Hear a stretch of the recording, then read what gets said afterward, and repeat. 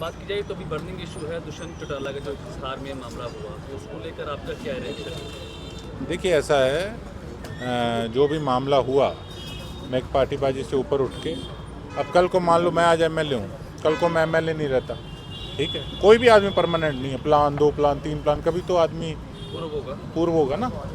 तो अब अगर मैं अपने सही रास्ते जा रहा हूँ, तो ऐसे थोड़ी कि कोई भी आदमी, मुझे तो पता ही नहीं होगा अगला पुलिस वाला है, मुझे क्या पता वो पुलिस वाला है। आजकल सिविल ड्रेस के अंदर था, फिल्मिंग थी। अब अगर मान लो मुझे थ्रेट है, कोई एकदम से आगे आके मेरे आगे गाड़ी लगा लेता है, तो फिर मैंने किस लिए अपना आर्म लाइसेंस बना रखा है? मैं ये वेट थोड़ी करूँगा कि अगला मेरे गोली मारेगा उसके बाद मैं एक्शन लूँगा। वो तो उनको, अगर कोई आपत्ति थी, कोई दिक्कत थी, मैं कोई किसी को चैलेंज नहीं कर रहा, बट ये पुलिस का कार्य नहीं है। जो उन्होंने कंडक्ट वहाँ पे अपना किया, that was not in A right direction. आप पुलिस की ड्रेस में नहीं हो, उसके साथ साथ आप इस प्रकार से वहाँ पे गाड़ी के आगे गाड़ी लगा के, और आप क्या बोल रहे हो और उसका क्या कारण है, आप कम से कम इसको तो रखो ना। आपने कभी देखा किसी देश के अंदर, सुना है और कंट्रीज़ के अंदर जो विकसित और देश हैं, कि उसके अंदर इस प्रकार से कोई काम कर रहा है? तो सही है ये बात, अगर रक्षक इस प्रकार से भक्षक जैसा काम करेंगे तो फिर विश्वास उठ जाएगा। तो ये चीज़ तो गलत है। अब पुलिस को काम पुलिस के हिसाब से कंडक्ट करना चाहिए, नहीं तो पता क्या लगेगा कि ये पुलिस है या कौन है। पुलिस की तरफ से दावा किया गया था कि दुष्यंत का ड्राइवर सही तरीके से गाड़ी नहीं चला रहा था, तो इस तरह का क्या व्यवहार जायज़ है? भाई साहब, अगर गाड़ी कोई सही तरीके से नहीं चला रहा तो आप उसका चालान काटो ना। की चलान को हाँ, आप चालान काटो। अगर आपको ज़्यादा लगता है तो आप गाड़ी को बॉन्ड कर दो, अगर उस तरीके का प्रावधान है आप बॉन्ड कर दो। ये थोड़ी है कि आप गाड़ी आगे लगा के और उस प्रकार से आप, ये तो मैं समझता हूँ कि ये पुलिस का एक्शन तो नहीं किसी प्रकार से लगा जी। राज्यसभा चुनाव में काफ़ी जो दिन बीत चुके हैं, लेकिन डिस्प्यूट अभी भी जारी है। आपने 5 विधायकों के खिलाफ कड़ी कार्रवाई की मांग की, सस्पेंड हो चुके हैं, लेकिन अभी भी जो 4 विधायक जिनके वोट रिजेक्ट हुए थे उनके खिलाफ क्या एक्शन? देखिए, उनके प्रति हुड्डा साहब कह चुके हैं कि उनका जो वोट है वो धक्के से कैंसिल किया गया है, और इसीलिए उनका नाम उजागर करके और धक्के से उनको बदनाम करना, इस करके हुड्डा साहब ने कहीं ये सही डायरेक्शन के अंदर जो है, उन्होंने ये उचित समझा कि उनका नाम जो है वो ना लिया जाए, धक्के से बदनामी वाली बात ना बने। जैसे कि सरदार परमवीर सिंह जी हमारे विधायक साहब हैं, बहुत पुराने कांग्रेसी, हम तो नए आए हैं, तो वो तो सपने में भी नहीं सोच सकते थे कि इस प्रकार से उनका वोट कैंसिल हो। लेकिन ठीक है, अगर कोई इस प्रकार की बात हुई है तो उनको प्रोटेक्ट करना उन मेंबर्स को, वो हमारे लीडर ऑफ अपोजिशन की एक उनका कर्तव्य है, जिसकी वो पालना कर रहे हैं और सबको साथ लेकर चल रहे हैं। क्या सही मौके पर सही एक्शन हुआ है 5 विधायकों के खिलाफ? बिल्कुल सही हुआ है। देखो, सबके माइंड में ये होता है कि फटाफट खड़े पैर एक्शन लिया जाए, लेकिन कागजी प्रक्रिया कार्रवाई कई होती है, जैसे जिसमें कह रहे थे कि एक विधायक रह गए थे जिनके अगेंस्ट कार्रवाई जो है वो नहीं हुई थी, लेकिन वो भी आप देख लीजिए, सबके इन 5 के खिलाफ बराबर एक समान कार्रवाई हुई। इनमें से कुछ विधायकों का कहना है कि उनके साथ जाति हुई है, उनका पक्ष सुना नहीं गया है।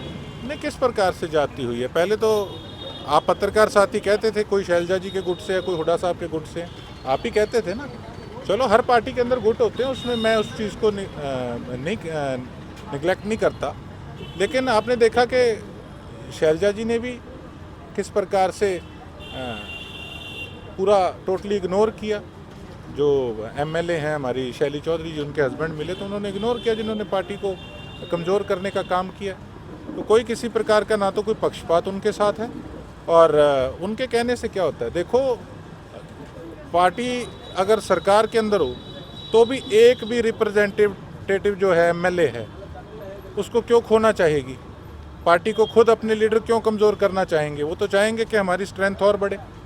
तो अगर हम टिकट दे के उनको जिताना जानते हैं, विधानसभा के अंदर टिकट दे के पहुँचाना जानते हैं, तो उसको कमज़ोर क्यों करेंगे?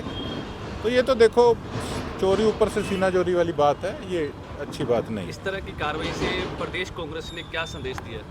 यही संदेश दिया कि कोई भी इस प्रकार से कोई गलत पार्टी के खिलाफ कोई पीठ में छुरा मारेगा तो उसके खिलाफ स्ट्रिक्टली एक्शन लेगी हमारी पार्टी से ऊपर कोई नहीं। ये तो है, ये जब पाया तो वो तो देखो, फिर एक डिसिप्लिन होना तो बहुत ज़रूरी है। पहले तो जनता दरबार रखा हुआ था नाम, तो मेरे लिए तो यही सोच के मैंने रखा था कि जनता का दरबार है, हम सेवक हैं जनता के।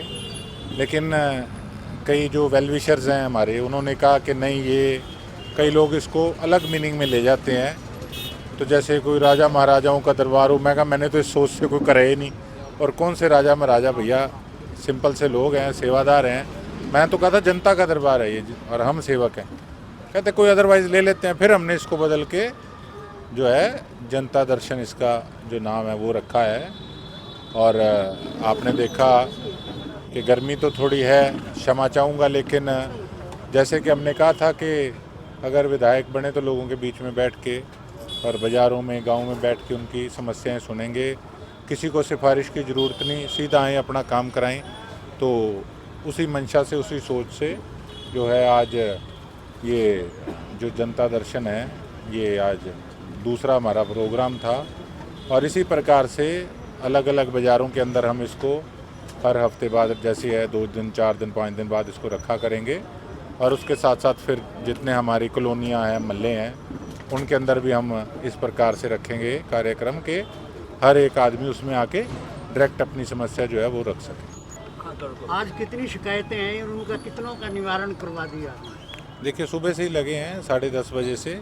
10:30 बजे से जो है लोग आ रहे हैं, जा रहे हैं, और अपनी तरफ से हम अपना जो है वो प्रयास कर रहे हैं। अभी भी काफ़ी काम पड़ा है, तकरीबन मैं समझता हूँ कि अभी भी 1.5-2 घंटे जो हैं वो लगेंगे। अब क्या टाइम हो गया जी? 12:30। तो अभी तकरीबन 2 घंटे तो हो गए हैं, अभी घंटा 1.5 घंटा और लगेगा। तो कोई जल्दी नहीं है, बेशक दिन में 5 घंटे लगे, 7 घंटे लगें, सबकी सुनवाई करके और मौके पे उनके लिए जो है प्रयास किया जाएगा। मुख्य समस्याएं लोग फेस कर रहे हैं? मुख्य समस्या अब जैसे बच्चों की फ़ीसों को लेके है। एक तो चैरिटेबल ट्रस्ट स्कूल जो है एबी इंटरनेशनल, जहाँ मेरे माता जी चेयरमैन हैं, उसको लेके फ़ीसों को लेके लोग आ रहे हैं। और स्कूल्स जो हैं सरसा के, उनके पेरेंट्स आ रहे हैं, जिनके प्रिंसिपल्स को या ऑनर को हम कॉल करके रिक्वेस्ट कर रहे हैं, जो वाकई में नीडी हैं। मेन तो अब यही चल रहा है।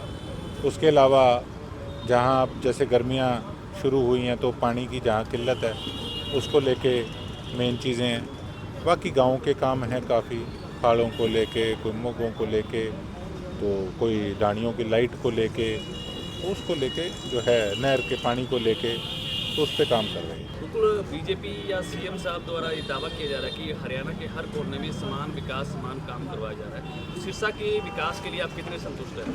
मैं कई बार इस पे बात कह चुका। रोज़ मैं समझता हूँ एक चीज़ पे टिप्पणी करनी वाजिब नहीं है, वो रोज़ निंदा करने वाली बात लगने लग जाती है। सिरसा का तो सबसे ज़्यादा बुरा हाल है, और सीएम साहब के समक्ष में इस बात को सिरसा यूनिवर्सिटी के अंदर स्टेज के माध्यम से मैं रख चुका हूँ कि सबसे ज़्यादा पिछड़ा हमारा सिरसा है पूरे हरियाणा के अंदर, और सिरसा की तरफ बिल्कुल ध्यान नहीं है सरकार का।